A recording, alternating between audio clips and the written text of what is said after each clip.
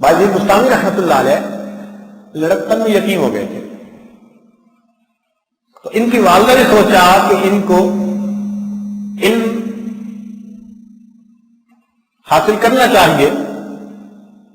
تو ان کو لے کر وہ استاد کے پاس پہنچی، اس کو بتایا کہ بچے کے سر پہ باپ کا سایہ نہیں، یتیم بچہ ہے، اس کو آپ پڑھائیے،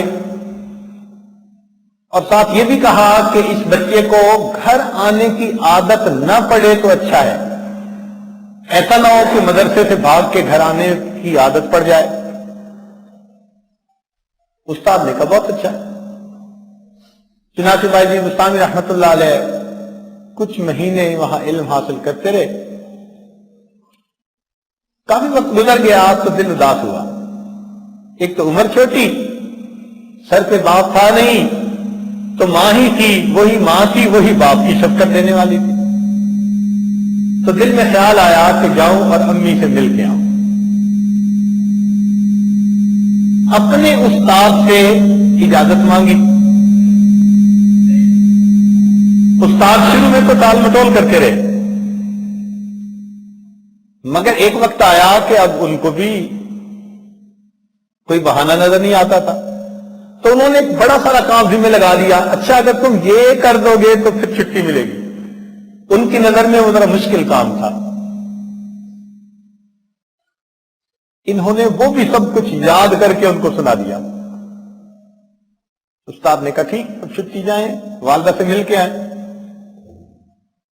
تو یہ ملنے کے لیے اپنے گھر آئے، دروازے پہ دستک دی، ان کی والدہ اس وقت وضو کرنے بیٹھ رہی تھی، پانی بھر لیا تھا، بس ابھی ہاتھوں پہ پانی ڈالا تھا کہ دروازے پہ دستک ہوئی۔ اس نے آ کے پوچھا کہ کون ہے جس نے دروازہ کھٹکھٹایا؟ کہنے لگے با یزید۔ والدہ سمجھ گئی کہ اب اگر میں نے بیٹے کے لیے دروازہ کھولا، ایسا نہ ہو کہ کہیں مدرسے کا دروازہ اس کے لیے بند ہو جائے، اس کی عادت بگڑ جائے۔ تو ماں پوچھتی ہے کہ ایک میرا بھی با یزید تھا، اس کو میں نے دین کے علم کے لیے وقف کر دیا، تم کون با یزید ہو جو میرا دروازہ کھٹکھٹا رہے؟